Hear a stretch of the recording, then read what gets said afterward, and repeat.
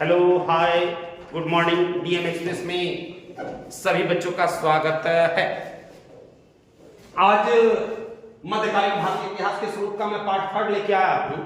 मेरे पिछले वीडियो में डीएम एक्सप्रेस के पिछले वीडियो में आप लोग डिस्क्रिप्शन में इस वीडियो के अंत में आप देख सकते हैं कि पार्ट 1 और पार्ट 2 भी मैंने डाला था। मुख्य रूप से अगर कहा जाए तो पार्ट 1 और पार्ट 2 में भी अन्य पुस्तकों के बारे में मैंने चर्चा की थी। दिल्ली सल्तनत से लेकर के संपूर्ण मध्यकालीन भारत तक की बात कही थी। उन स्रोतों के बारे में चर्चा की थी कि उनसे क्या क्या सामाजिक, आर्थिक, राजनीतिक और धार्मिक स्थिति की कैसी जानकारी मिलती है। इन सबों की जानकारी हमने दी थी। इसके अलावा मैं मध्यकालीन भारतीय इतिहास के स्थापत्य कला की भी चर्चा कर चुका हूं अपने पुराने वीडियो में, खास करके दिल्ली सल्तनत स्थापत्य कला और मुगल कालीन स्थापत्य कला के बारे में भी चर्चा कर चुका हूं। आज स्पेशली पुस्तक एवं उनके लेखक के बारे में जानकारी देंगे। आइए देखते हैं। पादशाहनामा अमीनी काजवानी के द्वारा लिखी गई पुस्तक है। जी हाँ, पादशाहनामा अमीनी काजवानी के द्वारा लिखी गई पुस्तक है। वहीं मुंतखाबुल लुबाब खाफी खां की पुस्तक है। 3 नंबर में हुमायूं नामा की चर्चा है। इसमें हुमायूं का चरित्र चित्रण किया गया है। हुमायूं का चरित्र चित्रण किया गया है। ये गुलबदन बेगम के द्वारा लिखी गई पुस्तक है। इसे हुमायूं की बहन गुलबदन बेगम के द्वारा लिखा गया है। वहीं कानून हुमायूनी, इसमें भी हुमायूं की चर्चा की गई है। हुमायूं के चरित्र का उल्लेख किया गया है उसके दरबारी खोंदा मीर के द्वारा। खोंदा मीर के द्वारा कानून हुमायूनी की रचना की गई, जिसमें हुमायूं का चरित्र चित्रण किया गया है। तबकाते अकबरी निजामुद्दीन अहमद, इसमें अकबर का चरित्र चित्रण किया गया तबकाते अकबरी में निजामुद्दीन अहमद के द्वारा। मुंतखाबुल तवारिख अब्दुल कादिर बदायूनी की पुस्तक है। जी हाँ, मुंतखाब उल तवारिख अब्दुल कादिर बदायूनी की पुस्तक है। अब्दुल कादिर बदायूनी की और एक पुस्तक है फतवा ए जहांदारी। फतवा ए जहांदारी, यह भी अब्दुल कादिर बदायूनी की पुस्तक है। साथ में बादशाहनामा की चर्चा है। यह अब्दुल हमीद लाहौरी के द्वारा लिखी गई पुस्तक है। आईने अकबरी, जी हाँ, अबुल फजल के द्वारा लिखी गई पुस्तक आईने अकबरी। और अकबरनामा की भी चर्चा मिलती है, अबुल फजल के द्वारा लिखी गई पुस्तक, जिसमें मुगल कालीन प्रशासन की जानकारी मिलती है। जैसे दिल्ली सल्तनत प्रशासन की जानकारी मिनहाज सिराज की पुस्तक तबकाते नासरी में मिलती है। मिनहाज उस सिराज की पुस्तक तबकाते नासरी में दिल्ली सल्तनत प्रशासन की जानकारी मिलती है। उसी तरह आईने अकबरी, जो कि अबुल फजल की लिखी गई पुस्तक है, उसमें संपूर्ण मुगल कालीन प्रशासन की जानकारी मिलती है। अबुल फजल के द्वारा अकबरनामा की भी रचना की गई। आलमगीरनामा, जी हाँ, औरंगजेब का चरित्र चित्रण हातिम खां के द्वारा किया गया।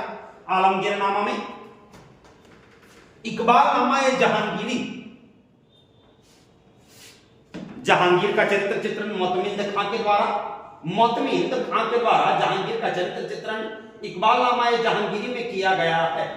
वही 11 नंबर में दे रहा है मलफूजात तैमूरी, तैमूरलंग के द्वारा लिखी गई पुस्तक। जी हाँ, तैमूरलंग, जिसका आक्रमण 1398 ईस्वी में नसरुद्दीन महमूद के शासन काल में हुआ था। तुगलक वंश के अंतिम राजा नसरुद्दीन महमूद के शासन काल में 1398 ईस्वी में तैमूरलंग का भारत पर आक्रमण होता है। और तत्पश्चात कहा जाए तो 1414 ईस्वी में सैयद वंश की स्थापना होती है। खिज्र खां के द्वारा स्थापना की गई थी सैयद वंश की। तो मलफूजात तैमूरी नामक पुस्तक की रचना तैमूरलंग के द्वारा की गई। 12 नंबर में है तुजुक बाबरी की रचना। तो जी हाँ, बाबर के द्वारा तुर्की भाषा में तुजुक बाबरी की रचना, जो कि भौगोलिक परिवेश पर आधारित पुस्तक है, जिसमें पहली बार दक्षिण भारत के सबसे महत्वपूर्ण राजा कृष्णदेव राय की चर्चा की गई है। कृष्णदेव राय का शासनकाल अगर कहा जाए तो 1509 से लेकर के 1529 ईस्वी तक रहा। कृष्णदेव राय, जिन्होंने आमुक्तमाल्या, जाम्बवती कल्याणम और उषा परिणय जैसी पुस्तकों की रचना की। इसके दरबार में अष्टदिग्गज रहते थे। अष्ट दिग्गज रहते थे।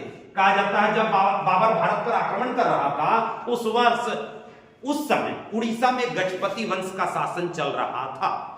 जिस समय बाबर भारत पर आक्रमण कर रहा था, ये आक्रमण के पश्चात ही ये तुर्की बाबरी की रचना करता है तुर्की भाषा में।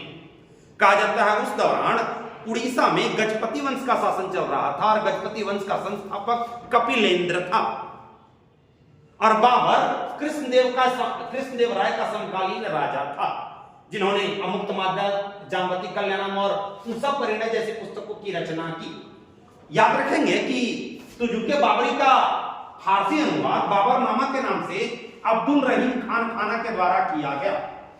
अब्दुल रहीम खान खाना के द्वारा तुर्की बाबरी का बाबरनामा के नाम से फारसी अनुवाद किया गया। वहीं आधुनिक भारत में वर्ष 1810 ईस्वी में बाबरनामा का अंग्रेजी अनुवाद चार्ल्स वेब्रिज के द्वारा, चार्ल्स वेब्रिज और जॉन लीडन के द्वारा, बाबरनामा का अंग्रेजी अनुवाद किया गया। क्वेश्चन बनेगा बीपीएससी वगैरह में, खास करके यूपी पीसीएस में और झारखंड पीसीएस में सवाल पूछा जा चुका है। राजस्थान पीसीएस में भी 2010 के मेंस में यह सवाल था कि बाबरनामा का फारसी अनुवाद तुर्की बाबरी का फारसी अनुवाद किसके द्वारा किया गया? तो अब्दुल रहीम खान के द्वारा। और लगे हाथों दूसरे वर्ष 2011 में राजस्थान पीसीएस का प्री हुआ था, उसमें यह पूछा गया था कि तुर्की बाबरी का अंग्रेजी अनुवाद किसके द्वारा किया गया?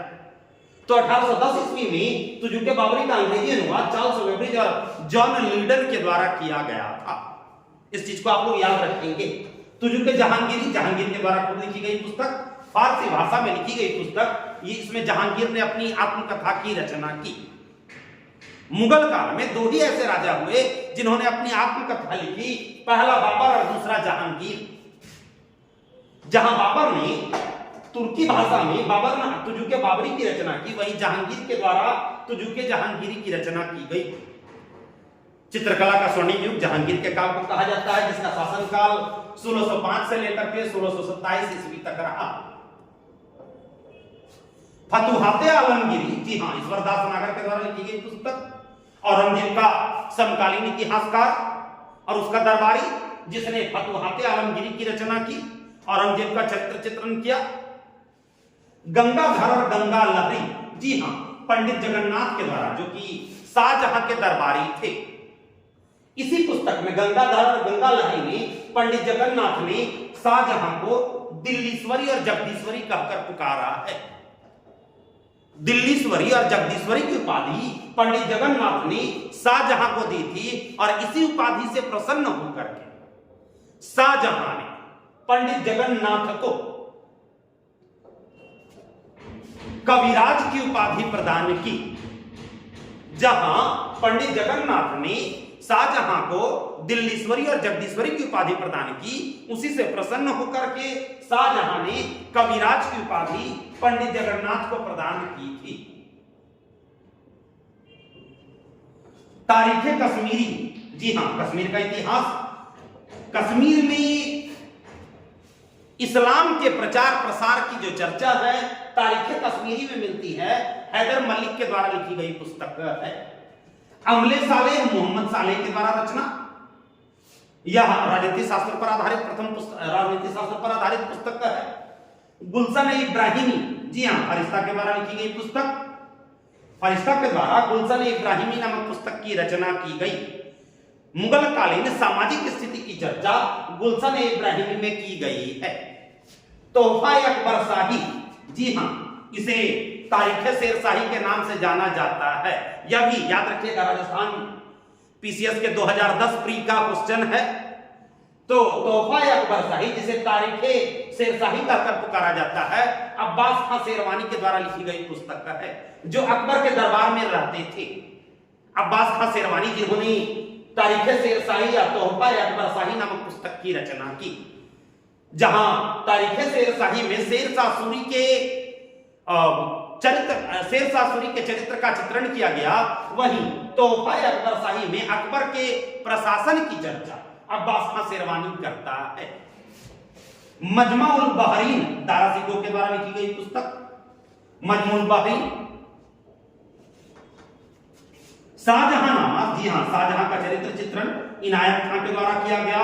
वही नुस्खाए दिलखुश, नुस्खाए दिलखुश भीमसेन के द्वारा लिखी गई पुस्तक, ये शाहजहां के दरबार में रहते थे, ये शाहजहां के दरबार में रहते थे, इन्होंने नुस्खाए दिलखुश नामक पुस्तक की रचना की। आज के लिए इतना ही। वीडियो अगर अच्छा लगे तो इसे लाइक करें, सब्सक्राइब करें और पूरे मोतिहारी जिले में सभी बच्चों को शेयर करें। धन्यवाद।